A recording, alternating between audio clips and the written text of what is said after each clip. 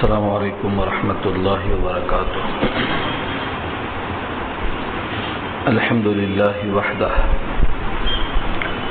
والصلاة والسلام علی من لا نبی بعدہ اما بعد فاعوذ باللہ من الشیطان الرجیم بسم اللہ الرحمن الرحیم.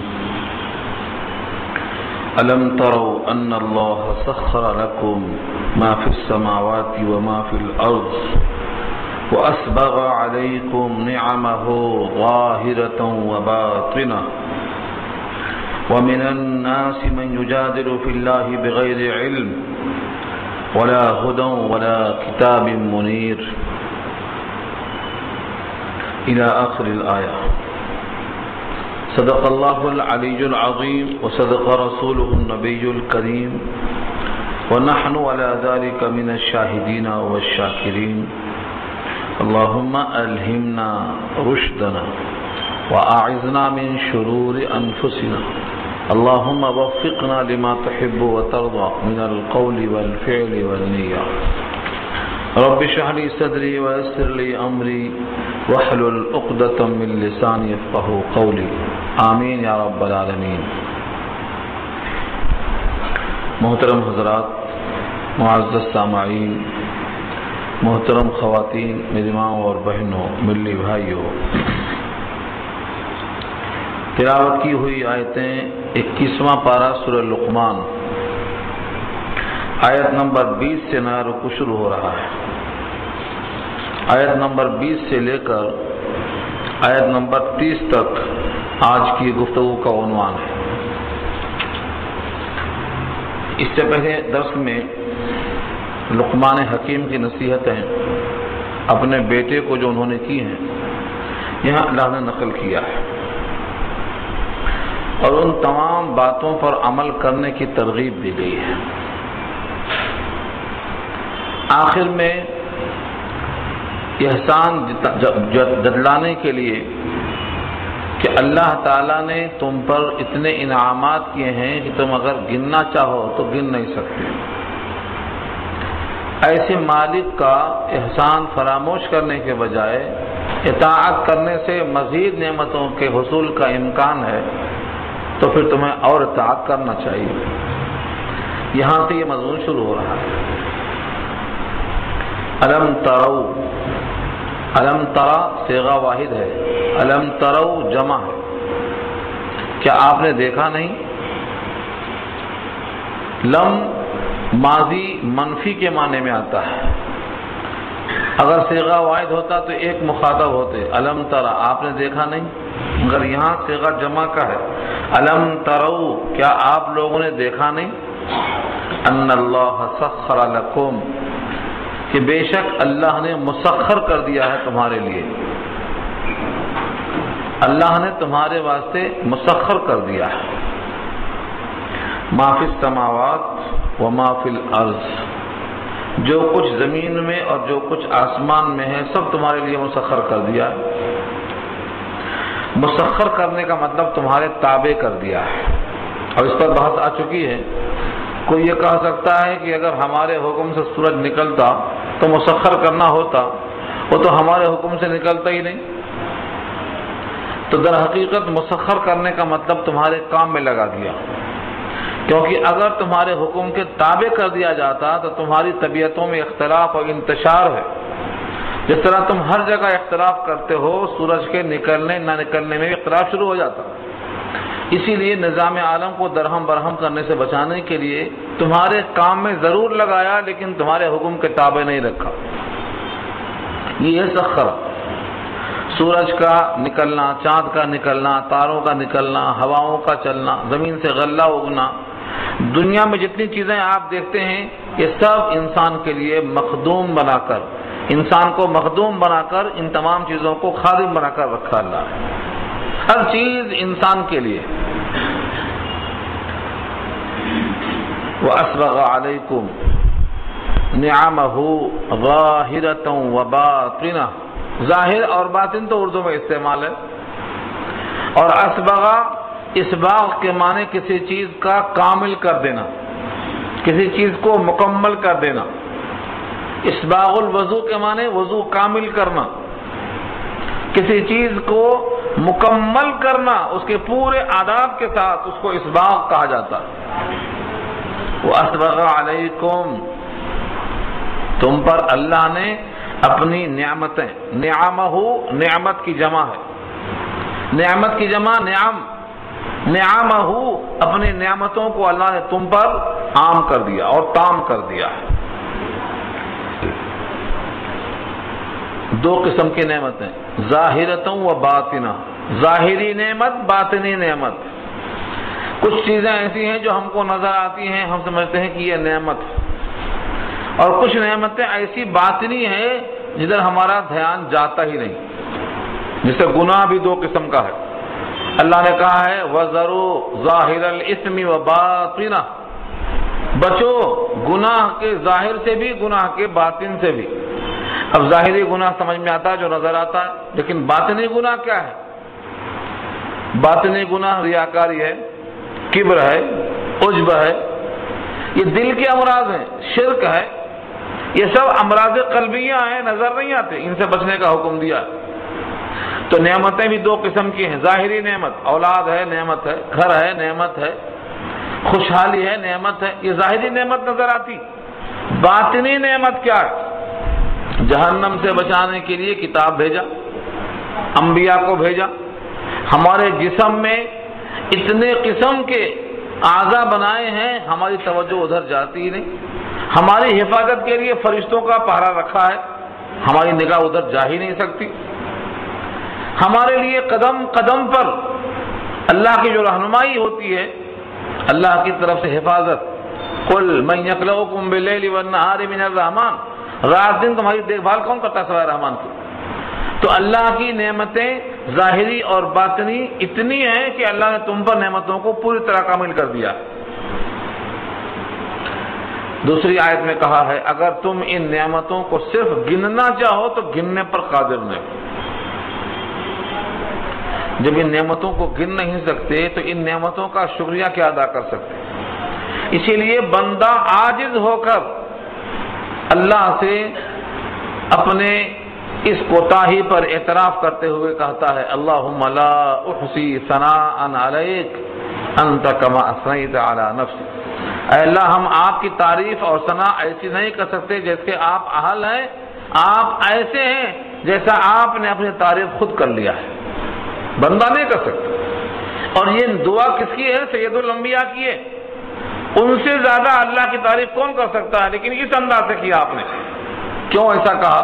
کیونکہ اللہ کی نعمتیں کوئی بندہ نہیں گن سکتا، جب گن نہیں سکتا تو اس کے بدلے میں شکریہ کیا ادا کر سکتا، اور جب شکریہ ادا کرے گا تو شکریہ ادا کرنے کی توفیق یہ بہت بڑی نعمت خود ہے، اس کا پھر باقی رہ جائے گا۔ تو اللہ نے بندوں پر نعمتیں ظاہری اور باطنی خوب مکمل طور پر رکھی ہیں۔ اس کے باوجود نعمت دینے والے منعم کا احسان اور شکریہ ادا کرنے کے بجائے لوگوں کا حال کیا ہے؟ وَمِنَ النَّاسِ، اور لوگوں میں سے بعض، مَن یُجَادِلُ، جھگڑا نکالتے ہیں، من یجادل، جادل یجادل، مجادلہ جھگڑا نکالنا۔ ایک سورت کا نام سورہ مجادلہ ہے جس میں یہ انبیاء بیوی کا قصہ آ رہا ہے۔ تو جدال جھگڑا نکالتے ہیں فی اللہ، اللہ کے بارے میں، اللہ کی ذات، اللہ کی صفات کے بارے میں، بغیر علم، بغیر علم کے، علم نہیں ہے۔ یہاں تین راستے ہیں بات کرنے کے۔ پہلا راستہ بتایا بغیر علم، بغیر کسی واقفیت کے، ولا ہدن، بغیر کسی سجھاؤ اور رہنمائی کے، ولا کتابی منیر، اور بلا کسی روشن کتاب کے۔ کتاب ہوتی تو منقول ہوتا، اور سجھاؤ ہوتا تو عقلی دلیل ہوتی، اور علم ہوتا تو کم سے کم علم کی بنیاد پر بات ہوتی۔ ان تینوں میں سے کچھ بھی نہیں ہے، نہ دلیل عقلی ہے، نہ نقلی ہے، نہ منقول ہے، نہ معصور ہے، کچھ بھی نہیں۔ کس بنیاد پہ بحث کرتا ہے نہیں معلوم، کوئی کتاب ہے، کوئی عقلی دلیل ہے، کوئی ایسی تحقیق ہے، کچھ نہیں۔ ان تینوں کے بغیر جو بحث کرتا ہے اس بندے پر اللہ کی طرف سے یہاں پر بڑا سخت نوٹ لیا ہے۔ لوگوں میں سے بعض ایسے ہیں جو اللہ کے بارے میں جھگڑا نکالتے ہیں بلا کسی علم کے، اور بلا کسی سجھاؤ کے، اور بلا کسی روشن کتاب کے۔ جھگڑا نکالنے سے کیا مراد ہے؟ بعض تو کہتے ہیں اللہ کے ذات اور صفات کے بارے میں جو چیز ان کو نہیں معلوم ہے اپنی رائے سے کچھ کہہ دیتے ہیں۔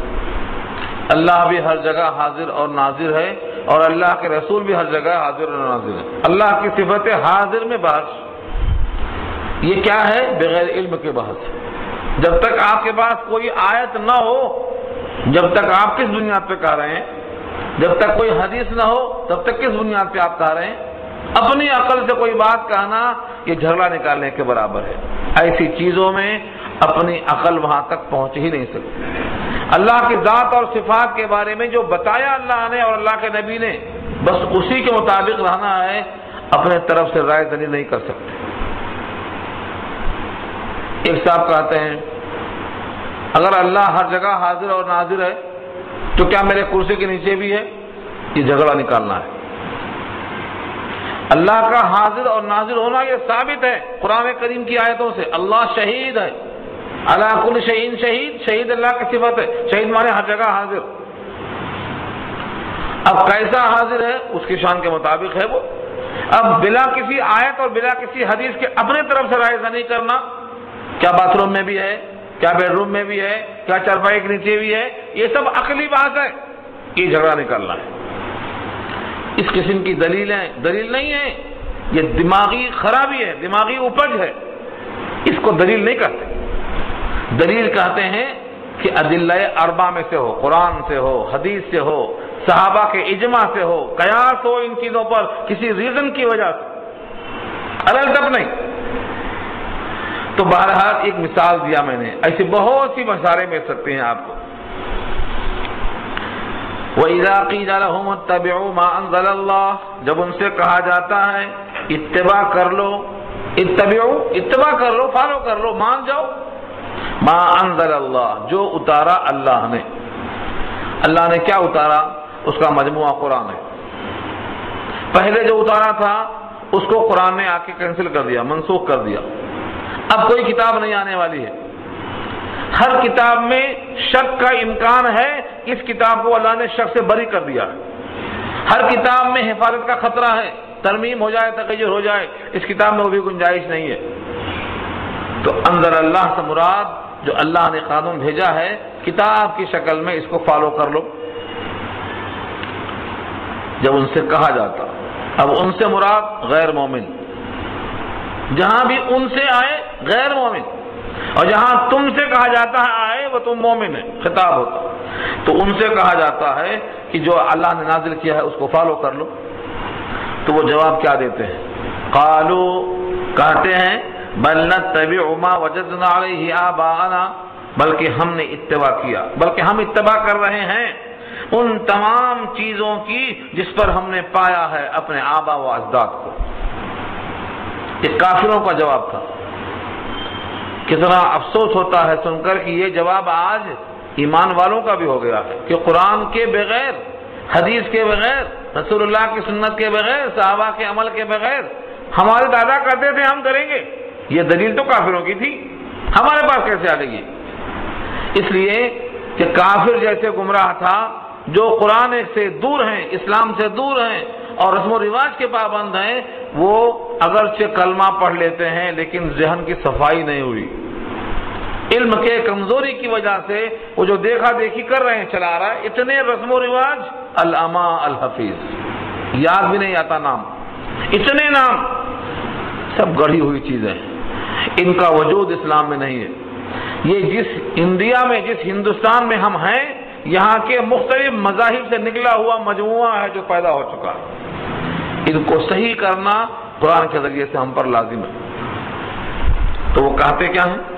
ما وجدنا علیہ آباءنا، ہم نے جس پر اپنے آبا و اجداد کو پایا ہے، ابا کو، دادا کو، ہم وہی کرتے آئیں گے۔ کیا ہمارے دادا غلط تھے؟ کیا ہمارے باپ غلط تھے؟ یہ پرانے زمانے سے چلا آ رہا ہے، لوگوں پر دھوس جمانے والا قصہ۔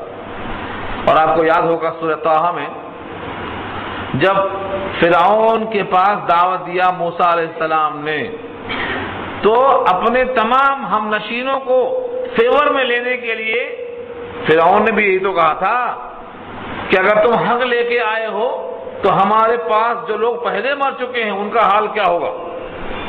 کہیں گے گمراہ تھے تو پبلک ہمارے تائید میں آ جائے گی، اور کہہ دیں گے پہلے کے لوگ حق پر تھے تو تم حق پر جب تھے تو تم کیا لے کے آئے ہو؟ باطل لے کے آئے ہو۔ اس طرح سے چکما دیا۔ قال فما بعد القرون الاولى قال علمها عند ربي في کتاب، یہ جواب دیا حضرت موسیٰ نے کہ جن کو گزرے ہوئے زمانہ ہو گیا ان کا حال مجھ سے مت پوچھو، ان کا حال اللہ کے پاس ہے، وہ جس قابل ہیں اللہ پہنچائیں گے اس جگہ۔ لا يضل ربي ولا ينسى، نہ میرا رب بھٹکتا نہ بھولتا۔ ہاں اب جو لوگ موجود ہیں ان کا یہ عمل غلط ہے، ہم انہی کی تنبیہ کے واسطے آئے ہیں، تو جو گزر گئے۔ اب ہمارے لیے ہم کو اپنی کوشش کرنا ہے کہ جو عمل غلط ہے قرآن کے مخالفت میں ہے اس کو چھوڑ دینا چاہیے۔ اپنے آبا و اجداد کی اتباع بہت اہم ہے، اس پر بحث سورہ یوسف میں کیا میں نے کہ اگر آبا و اجداد توحید پر ہیں تو ان کی اتباع باعث فخر ہے، اور اگر وہ گمراہ ہیں تو ان کی اتباع جہنم کے راستے پر چلنے کے برابر ہے۔ اللہ نے یہاں وہی کہا ہے، دیکھیے لفظ اولو کان الشیطان، کیا اگر شیطان دعوت دے رہا ہو، یدعوہم دعوت دے رہا ہے ان کو، الی عذاب السعیر، ایسے عذاب کی طرف جو شولوں کا عذاب ہے، سعیر کے معنی آگ، دوزخ کے آگ کی طرف شیطان بلاتا ہے ماں باپ کا حوالہ دے کر، کیا تب بھی جائیں گے اسی کی طرف؟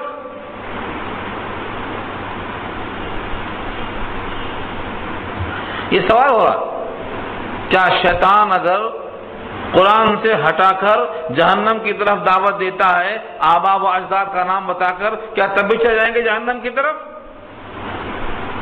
یعنی عقل مندوں کا مطلب یہ ہوتا کہ اگر کچھ لوگ جہنم میں چلے گئے ہیں تو تم جہنم میں مت جاؤ، کچھ لوگ گڑھے میں گر گئے ہیں تم جہنم میں مت جاؤ، تم کو بچنا ضروری ہے۔ تو یہاں اللہ نے صاف کہا دیا کہ جو آبا و اجداد کہہ کر ان کو فالو کرتے ہیں، اگر ان کا طریقہ جہنم کی طرف جانے والا ہے تو تم کو ان کی اتباع نہیں کرنا چاہیے، تمہیں ان سے گریز کرنا چاہیے۔ واضح پیغام دے دیا اللہ نے۔ وَإِذَا قِيلَ لَهُمُ اتَّبِعُوا مَا أَنزَلَ اللَّهُ، اور جب ان سے کہا جاتا ہے کہ اتباع کر لو اس چیز کی جو نازل کیا ہے اللہ نے، تو کہتے ہیں بلکہ ہم اتباع کرتے ہیں اس کے جس پر ہم نے پایا ہے اپنے آبا و اجداد کو۔ اولو کان الشیطان، کیا اگر شیطان یدعوہم دعوت دے رہا ہے ان کو، الی عذاب السعیر، جہنم کے شولوں کی طرف، عذاب و بالسعیر، سعیر کہتے ہیں دوزخ کی آگ کو، دوزخ کی آگ کی طرف بلاتا ہے، کیا تب بھی جائیں گے؟ یعنی تب سے تمہیں نہیں جانا چاہیے۔ وَمَن يُسْلِمْ وَجْهَهُ إِلَى اللَّهِ، اب یہاں سے کون شخص ہے جو جہنم کی طرف نہیں جا رہا ہے؟ نشاندہی کیا رب کریم، وَمَن يُسْلِمْ وَجْهَهُ إِلَى اللَّهِ، اور جو شخص اپنا رخ اللہ کی طرف متوجہ کر دے۔ وَمَن يُسْلِمْ، یسلم اسلم یسلم، اسلام کے معنی گردن رکھ دینا، حکم بردار، فرما بردار، اللہ کی بات کو ماننے والا، یہ ہے مسلم۔ مسلم اسی سے بنا ہے، اسلم یسلم، اسلام کے معنی گردن رکھ دینا۔ آج مسلمان کو یہ بھی نہیں معلوم کہ مسلم کے معنی اطاعت کرنے والا، نماز چھوڑ رہا ہے اور مسلم ہے، نماز چھوڑنے والا مسلم کیسے ہو سکتا ہے؟ مسلم کہتے ہیں سجدہ کرنے والے کو، اور سجدہ نہ کرنے والا اور کرنے والا دونوں ایک ساتھ کیسے ہو سکتے؟ تو اس مسلم کے معنی اگر کم سے کم معلوم ہو جائیں، مسلم اللہ کی اطاعت کرنے والا، اللہ کی اطاعت اور اللہ کی بغاوت دونوں چیزیں جمع نہیں ہو سکتی۔ نماز پڑھنا اطاعت ہے، نماز پڑھنا بغاوت ہے، روزہ رکھنا اطاعت ہے، روزہ نہ رکھنا بغاوت ہے، اللہ کی ماننا اطاعت ہے، اللہ کا حکم توڑ کے اپنی خواہش پورا کرنا بغاوت ہے۔ تو مسلم کے معنی آتے ہیں اطاعت کرنے والا۔ اللہ نے فرمایا وَمَن يُسْلِمْ وَجْهَهُ، جو اپنا چہرہ رکھ دے، یعنی اپنا رخ رکھ دے، اپنی توجہ رکھ دے، سرنڈر کر دے، الی اللہ، اللہ کی طرف، وَهُوَ مُحْسِنٌ، اس حال میں کہ وہ احسان کرنے والا ہو، یعنی نیکی کرنے والا ہو۔ احسان کے الفاظ پر بحث بارہا آ چکی ہے۔ محسن کے معنی حسن سلوک کرنے والا، ماں باپ کے ساتھ بھی، دوستوں کے ساتھ بھی، اللہ کے ساتھ بھی۔ اللہ کے ساتھ حسن سلوک کیا ہے؟ اللہ کی بندگی ایسی کرے اللہ کو دیکھ رہا ہے، یہ نہیں ہو سکتا ہے تو اتنا تو یقین کرے کہ وہ میں ضرور دیکھ رہا ہے. اس طرح بندگی کرنے والے کو محسن کہا گیا ہے. فرمایا جو شخص اپنا رخ اللہ کی طرف متوجہ کر دے اس حال میں کہ وہ نیکی کرنے والا ہو، فقد استمسکا، تو تحقیق اس نے پکڑ لیا. فقط تحقیق استمسکا، استمساک کے معنی مضبوطی کے ساتھ پکڑ لینا. کیا پکڑا؟ بالعروۃ الوثقی. عروہ کے معنی کڑا، اور وثقی اس کی صفت ہے مضبوط کڑا. کڑا لوہے کی جو زنجیر ہوتی ہے، ایک زنجیر کا ایک جو گول دائرہ ہوتا ہے اسے کڑا کہتے ہیں. ایک میں دوسرا، دوسرے میں تیسرا زنجیر بن جاتی ہے تو اس کو کڑا کہا اللہ نے. اور یہ جملہ اور بھی مقام پہ آ چکا ہے، سورہ بقرہ میں بحث آ چکی ہے. یہ اس نے مضبوط کڑا پکڑ لیا ہے. یہ کڑا ٹوٹ نہیں سکتا، ہاں غفلت میں چھوٹ سکتا ہے. یہ کہا گیا لن انفصام لہا، اس کو ٹوٹنا نہیں ہے، اس کو چھوٹنا نہیں ہے. ہاں تم غافل ہو گئے، تمہارے ہاتھوں سے چھوٹ سکتا ہے. تو جس نے مضبوطی کے ساتھ پکڑ لیا اس کڑے کو، مضبوطی کے ساتھ تھام لیا، اس سے مراد کیا ہے؟ اسلام ہے. اس سے مراد قرآن ہے، اس سے مراد سنت ہے، اس سے مراد صحابہ کا عمل ہے. یعنی وہ تمام چیزیں جو بنتی ہیں اسلام کہلاتی ہیں، وہ سب اس سے مراد ہے، عروۃ الوثقی سے. وَإِلَى اللَّهِ عَاقِبَةُ الْأُمُورِ، اور اللہ ہی کی طرف ہے تمام کاموں کا انجام. عاقبت انجام کو بولتے، امور امر کی جمع ہے، معاملہ، سارے معاملات کا انجام اللہ کی طرف جانے والا ہے. یعنی جو نیک کام کرنے والا ہے، اپنے رخ کو اللہ کی طرف متوجہ کرنے والا ہے، یہ بھی اللہ کے پاس آئے گا. اور جو اپنے خواہشوں پر چلنے والا ہے، آبا اجداد کے نام پہ گمراہ ہونے والا ہے، یہ بھی اللہ کے پاس آئے گا. دونوں کا انجام اللہ کے پاس ہے. وَإِلَى اللَّهِ عَاقِبَةُ الْأُمُورِ. اب دو قسم کے انسان ہیں، دونوں کا انجام بتایا اللہ نے. وَمَنْ كَفَرَ، جس نے کفر کیا، فَلَا يَحْزُنْكَ كُفْرُهُ، تو اے نبی آپ کو غم میں نہ مبتلا کر دے اس کا کفر کرنا. کوئی کفر کرتا ہے، آپ کی بات نہیں مانتا ہے، تو اس سے آپ کو غم زدہ ہونے کی کوئی ضرورت نہیں ہے، آپ نے فرض پورا کر دیا. مسلط ہونا، داروغہ بننا، سر پہ سوار ہو جانا جسے کہا جاتا ہے، یہ ذمہ داری نہیں ہے. لست علیہم بمسیطر، آپ ان پر داروغہ نہیں ہیں، آپ ان کو منوانے کے مکلف نہیں ہیں، آپ صرف پہنچانے کے مکلف ہیں. فإنما علیک البلاغ، آپ پہنچا دیجیے. اس لیے واضح کر دیا اللہ نے، ومن کفر، جس نے کفر کیا، فلا يحزنک کفر، تو آپ کو غم نہ کرے. حزن کہتے ہیں غم کو، فلا يحزنک، غم زدہ نہ کرے. کفر ہو ان کا کفر کرنا. الینا مرجعهم، ہمارے ہی پاس ہے ان کا لوٹنا. فننبئهم بما عملوا، ہم بتا دیں گے ان کو جو انہوں نے کیا ہے، ان کے سارے کرتوت سامنے رکھ دیں گے. بندے کر کے بھول جاتے ہیں، لیکن اللہ نے ہمارے سارے کاموں کو لکھ لکھ کے رکھا ہے. انا کنا نستنسخ ما کنتم تعملون، تم جو جو کرتے ہو ہم نوٹ کیے لیتے ہیں. اللہ کا علم اتنا محیط ہے کہ نوٹ کرنے کی ضرورت نہیں ہے، لیکن ہم کو بتانے کے بعد تم کر کے بھول جاتے ہو، لیکن ہم تمہارا عمل نوٹ کرتے ہیں.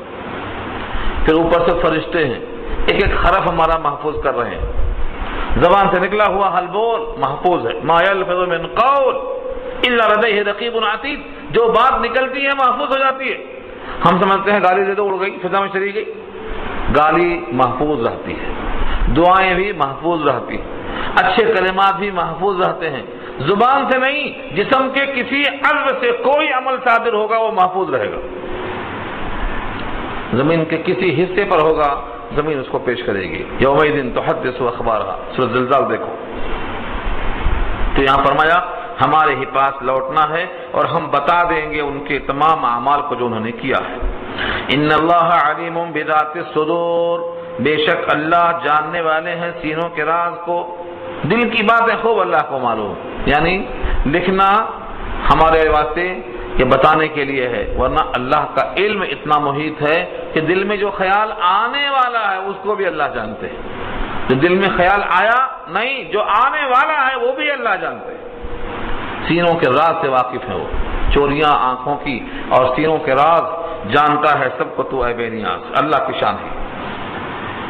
اللہ فرماتے ہیں ان کافروں کو کفر کے باوجود دنیا میں آرام دیکھ کر پریشان مت ہو، ہم ان کو تھوڑے دنوں تک آرام میں رکھیں گے، کیونکہ دنیا میں سزا دینے کا وقت نہیں آیا، دنیا دارالعمل ہے، یہاں پر جزا اور سزا کا وقت نہیں ہے، اس لیے کچھ دنوں تک اگر وہ آرام میں ہے، آسائش میں ہے، تو اس سے فکر میں ہونے کی ضرورت نہیں ہے۔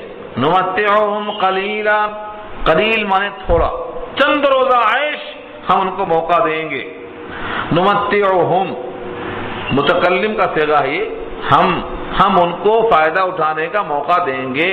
نمتع، متع اور متاع کے معنی جس کو استعمال کیا جائے نفع اٹھانے کے لیے وہ متاع ہے، مال و متاع اردو میں استعمال ہے، دنیا پوری متاع ہے، خیر متاع دنیا المرأۃ الصالحہ بیوی ہے، تو متاع کے معنی جس کو استعمال کیا جائے۔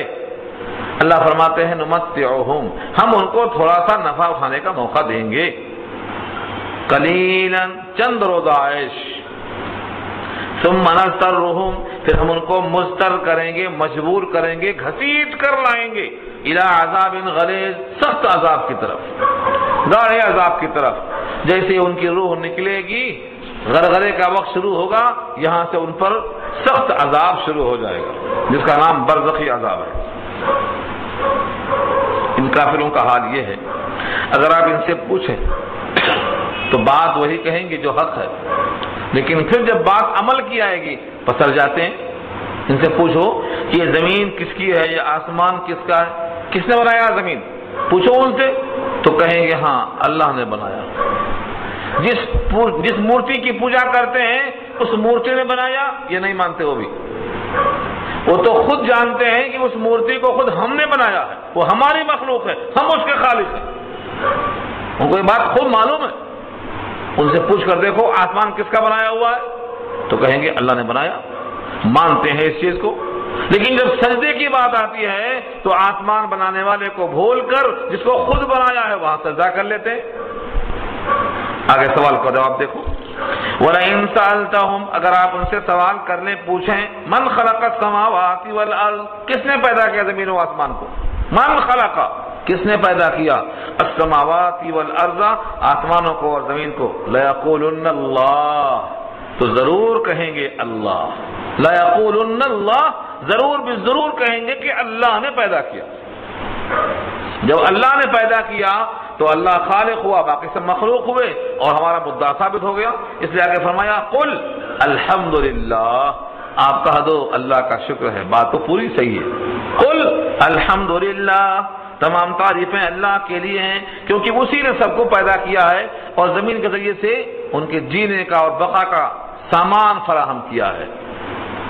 بل اکثرهم لا يعلمون، بلکہ ان میں سے اکثر لوگ اس بات کو نہیں جانتے، اکثر لوگ اس بات کو نہیں جانتے کہ دل میں یہ بات ہونا چاہیے کہ جو زمین و آسمان کا خالق ہے، جس نے رزق فراہم کیا ہے، ہم کو پیدا بھی کیا اور ہماری بقا کے لیے غذا فراہم کیا، وہی ہمارے سجدوں کا حقدار ہے، مگر اکثر لوگ یہ بات نہیں جانتے۔ للہ ما فی السماوات والارض، اللہ ہی کی ملکیت ہے جو کچھ آسمانوں میں ہے اور زمین میں ہے، جو کچھ ہے سب ملکیت اللہ کی ہے۔ جتنے یہاں سجدہ کرنے والے ہیں، جن کو سجدہ کرتے ہیں، یہ دونوں مملوک ہیں اللہ کے، یہ بتانا مقصود ہے۔ جب سب مملوک ہیں تو معبود کہاں سے آ گیا؟ معبود ایک ہی ہے، کیونکہ وہی ہے سب کا مالک، بقیہ سب مملوک ہیں۔ تو زمین و آسمان کی ہر شے جب مملوک ہے تو یہ معبود نہیں بن سکتی۔ ان اللہ هو الغنی، بے شک اللہ وہی غنی ہے، الحمید، تعریفوں والا ہے، خوبیوں والا۔ ان کائنات میں غنی ایک ہے، باقی سب غنی کے محتاج ہیں، سب عبد الغنی ہیں، غنی ایک ہے، سب عبد الحمید ہیں، الحمید ایک ہے، سب اسی کی تعریف کرنے والے ہیں۔ اگر آپ کسی حسین کی تعریف کرتے ہیں تو اس بنانے والے کی تعریف ہوگی، اگر آپ دنیا میں کسی شے کی تعریف کرتے ہیں تو اس خوبی کو دینے والا اللہ ہے، لہذا تعریف اسی طرف جائے گی۔ فرمایا ان اللہ هو الغنی الحمید، بے شک اللہ وہی غنی ہے اور تعریفوں والا۔ کتنا تعریفوں والا ہے، کتنا غنی ہے، ایک مثال دے کے بتایا اللہ نے۔ فرمایا وَلَوْ أَنَّ مَا فِي الْأَرْضِ مِنْ شَجَرَةٍ أَقْلَامٌ، جتنے زمین میں درخت ہیں اگر وہ قلم بن جائیں، ظاہر ہے کہ ایک درخت میں ہزاروں قلم ہوں گے، جتنے درخت ہیں ان میں سے سب میں سے جتنا قلم بن سکتا ہے اتنے سب قلم بنا دیے جائیں۔ ولو سپوز، ایسا تو ہے نہیں لیکن اگر ایسا کر دیا جائے، ولو اور اگر، انا بے شک، ما فی الارض جتنے زمین میں ہیں، من شجرۃ درخت، اقلام قلم کی جمع ہے، قلم ہو جائے، والبحر یمدہ اور سمندر اس کی روشنائی، والبحر اور سمندر، یمدہ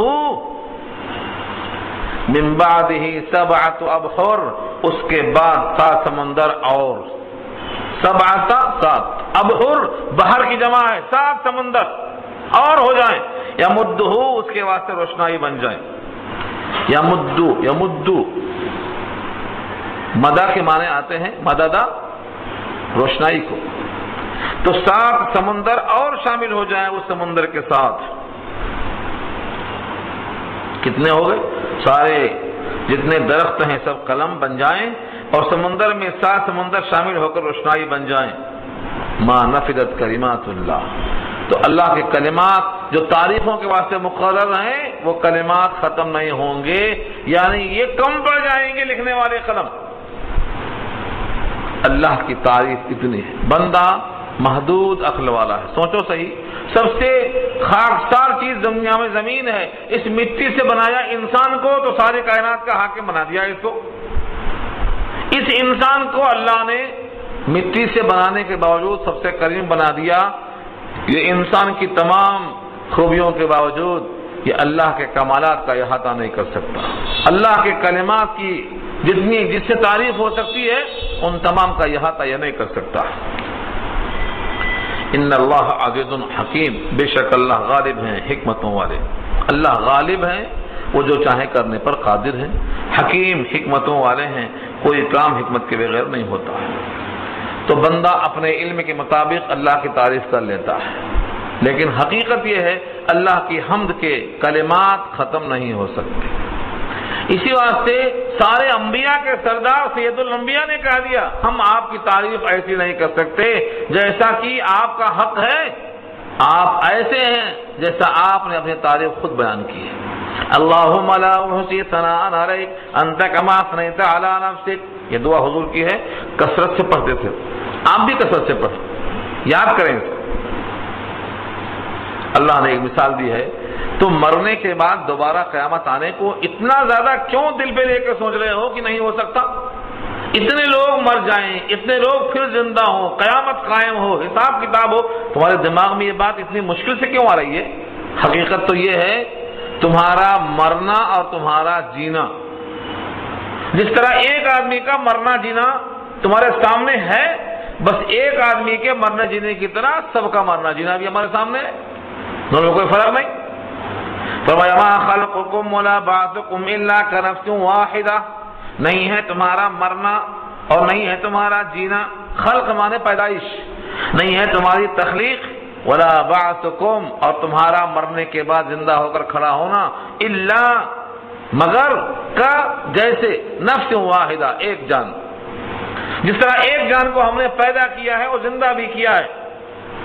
قرآن کریم میں کئی مثالیں موجود ہیں، اصحاب کہف کا واقعہ پڑھ لیجئے، کتنے سال رہے یہ؟ کتنے سال رہے؟ 300 برس رہے، 300 سنین، 300 برس مردہ نہیں تھے، نیند میں تھے، اور اس کو مثال دیا اللہ نے 300، اس کے بعد 9 زیادہ کیا، مثال ہے۔ عزیر کے قوم کا تذکرہ موجود ہے، قرآن کریم میں خود صراحتاً موجود ہے کہ مردوں کو زندہ کیا، ہزاروں کو مردہ کیا، ہزاروں کو پھر کھڑا کیا، وَهُمْ عُلُوفٌ حَذَرَ الْمَوْتِ، پہلی بارے میں آ چکا۔ تو اللہ نے یہ مثال کیوں دی ہے کہ تم میں سے کسی ایک کو پیدا کرنا اور مرنے کے بعد زندہ کرنا ایسا ہے جیسے کسی ایک کو پیدا کرنا اور مارنا، اس کو تم دیکھ رہے ہو۔ جب ایک کو تم دیکھ کر تسلیم کرتے ہو کہ وہ مارنے پر پیدا کرنے پر قادر ہے تو سب کو مارنے پر قادر کیوں نہیں ہے؟ ما خلقکم ولا بعثکم الا کنفس واحدہ ان اللہ سمیع بصیر، بے شک اللہ سننے والا اور جاننے والا ہے۔ سمیع سننے والا، بصیر دیکھنے والا ہے۔ دنیا میں کسی بھی مقام پر کوئی بھی شخص کسی بھی زبان میں اللہ کو پکارتا ہے، اللہ سمیع ہے۔ اس سے پہلے رکوع میں آ چکا ہے، ہر انسان اپنی زبان سے بولتا ہے، اس کی زبان الگ ہے، اس کا لہجہ الگ ہے، وہ کسی بھی زبان میں اللہ کو پکارتا ہے، اللہ سننے والے ہیں۔ اور بندہ کسی بھی حال میں ہے، ہر حال میں اللہ اس بندے کو دیکھ رہے ہیں۔ اس طریقے سے اللہ کا سمیع اور بصیر ہونا یہ تقاضا کرتا ہے کہ وہ تمہارے کو مرنے کے بعد دوبارہ پیدا کرنے پر قادر ہے۔ ایک تمثیل پھر دیا اللہ نے، الم ترى، کیا آپ نے دیکھا نہیں، ان اللہ، بے شک اللہ، یولج اللیل فی النہار، یولج علاج داخل کرتا ہے، لیلہ رات کو، فی النہار دن میں داخل کیا تو دن 14 گھنٹے کا ہو گیا، رات چھوٹی ہو گئی۔ اور پھر اس کے بعد جب سردی کا دن آتا ہے تو کیا فرمایا، یولج النہار فی اللیل، اب رات 14 گھنٹے کی ہو گئی، دن 9 گھنٹے کا ہو گیا۔ تو دن چھوٹا کیسے ہوا، رات بڑی کیسے ہوئی؟ دن کو رات میں داخل کرتا ہے، رات کو دن میں داخل کرتا ہے۔ جس طرح رات کے بعد دن لانے پر قادر ہے اور دن کے بعد رات لانے پر قادر ہے، دن کے اجزاء کو رات میں داخل کرنے پر قادر ہے اور رات کے اجزاء کو دن میں داخل کرنے پر قادر ہے۔ یہ قدرت نہیں تو پھر کیا ہے؟ اور یہ دن کا رات میں داخل کرنا ایک مقام پر نہیں، ساری کائنات میں ہے۔ جب ساری کائنات میں تغیر کر سکتا ہے تو تمہارا مرنا زندہ ہونا تغیر ہے، اور کیا ہے؟ کائنات میں اتنا انقلاب دیکھتے ہو تو اس لیے فرمایا وَسَخَّرَ الشَّمْسَ وَالْقَمَرَ، اور تمہارے تابع کر دیا ہے سورج کو اور چاند کو۔ اس کا بھی اثر سارے عالم میں ہے، نکلنے سے رات جاتی ہے، دن آتا ہے، تو یہ تغیر سورج سے اور چاند سے ہے، تمہارے کام میں ہے۔ یہ اللہ کی عظیم قدرت ہے، بندوں پر شفقت ہے۔ کل یجری، ہر ایک جاری ہے، کل سب کے سب، سورج ہو چاند ہو، جتنے سیارات ہیں سب کے سب یجری جاری ہیں، الی اجل مسمى، ایک وقت مقررہ تک۔ ہمیشہ رہیں گے نہیں کہا، ہمیشہ رہیں گے نہیں کہا، الی اجل ایک مدت ہے، اور وہ بھی مسمى متعین ہے۔ وہ متعین دن کون سا ہے جس کا نام قیامت ہے، وہ اللہ کے پاس اس کا علم ہے۔ وَأَنَّ اللَّهَ بِمَا تَعْمَلُونَ خَبِيرٌ، اور بے شک اللہ جو کچھ تم کرتے ہو خبر ہے۔ اللہ کو سب خبر ہے تمہارے کاموں کی، رات میں کرو، دن میں کرو، تنہائی میں کرو، خلوت جلوت محفل، ہر مقام پر جو تم کرتے ہو اللہ کے پاس اس کا علم موجود ہے۔ تم اللہ سے اپنے آپ کو چھپا نہیں سکتے۔ یہ بندے کو فکر، انسان کو فکر کہاں سے آتی ہے؟ قرآن سے آتی ہے کہ تم ہمیشہ اللہ کی نگاہ میں ہو۔ جب بندے کو اس کا احساس ہو جاتا ہے کہ میں اللہ کی نگاہ میں ہوں تو ہمت آتی ہے، جب انسان جو ہے اچھے اعمال کرتا ہے، اور جب برے اعمال کرتا ہے تو ڈر جاتا ہے۔ اسی واسطے یہ سبق بہت عام ہے کہ تم کو اللہ دیکھ رہے ہیں۔ حضرت موسیٰ سے کہا جاؤ مقابلہ کرو، میں تمہیں دیکھ رہا ہوں، انی اسمع و ارا، میں تمہاری بات سنوں گا اور تم کو دیکھوں گا، کس موقع پر کیا حکم دینا ہے میں جانتا ہوں، تم جاؤ میں تمہیں دیکھ رہا ہوں۔ حضرت نوح سے کہا کشتی بناؤ، نگرانی میں کر رہا ہوں، نگرانی میری ہے، کرو۔ حضرت نوح کو اللہ نے نگرانی کرا کے کشتی بنوایا۔ تو اللہ تعالیٰ نے انبیاء کو یہ سبق دیا ہے یہ بتانے کے لیے کہ تم یہ مت سمجھو کہ تمہیں کوئی نہیں دیکھ رہا ہے، تمہارے کاموں کی کسی کو خبر نہیں ہے، تمہارے سامنے ہدایات موجود ہیں، انبیاء کا عمل موجود ہے، تم اللہ کی مرضی پر چلو، اللہ تمہیں دیکھ رہے ہیں، تمہیں زیادہ پکارنے کی ضرورت نہیں، اللہ تعالیٰ تمہارے کاموں سے، تمہارے دل کے احوال سے اچھی طرح واقف ہے۔ آخری بات اس رکوع سے متعلق ہے، ذَلِكَ بِأَنَّ اللَّهَ هُوَ الْحَقُّ، ذَلِكَ بِأَنَّ اللَّهَ هُوَ الْحَقُّ، یہ تمام باتیں جو کہی جا رہی ہیں اس وجہ سے کہ اللہ وہی حق ہے، اسی کی ہستی سچ ہے، اسی کا دعویٰ سچ ہے۔ وَأَنَّمَا يَدْعُونَ مِن دُونِهِ الْبَاطِلُ، اور بے شک جس کی طرف وہ لوگ پکارتے ہیں وہ باطل ہے، اس میں جان نہیں ہے، اس میں کوئی قدرت نہیں ہے، اس میں کوئی ارادہ نہیں ہے، اس میں کوئی مشیت نہیں ہے، اس میں کوئی چیز ہے ہی نہیں، سب باطل ہے۔ جو حق کے مقابل ہے وہ باطل ہے۔ اس لیے اللہ حق ہے، اللہ کا کلام حق ہے، اللہ کے نبی حق ہیں، اللہ کی بنائی ہوئی جنت حق ہے، اللہ کی بنائی ہوئی جہنم حق ہے، ان تمام پر یقین کرنا یہی حق ہے، اور اس کے غیر جتنا بلاتے ہیں سب باطل ہے۔ وَأَنَّ اللَّهَ هُوَ الْعَلِيُّ الْكَبِيرُ، اور بے شک اللہ وہی بلند ہیں اور بہت بڑائی والے ہیں۔ اللہ کی ذات بہت بلند ہے، عالی شان ہے، الکبیر بہت بڑا ہے، اللہ سے بڑا کوئی نہیں، اللہ سے زیادہ بلند کوئی نہیں، اللہ سے زیادہ قدرت والا کوئی نہیں۔ اس لیے ہم اپنی تمام حاجتیں اللہ کی طرف پیش کریں اور اللہ کی تمام دی ہوئی نعمتوں پر شکر ادا کریں۔ اس کے بعد آخری رکوع میں اللہ کی قدرت کے اور بھی تذکرے آ رہے ہیں، اس پر انشاءاللہ مکمل ہو جائے گی صورت۔ دعا کر لیجیے۔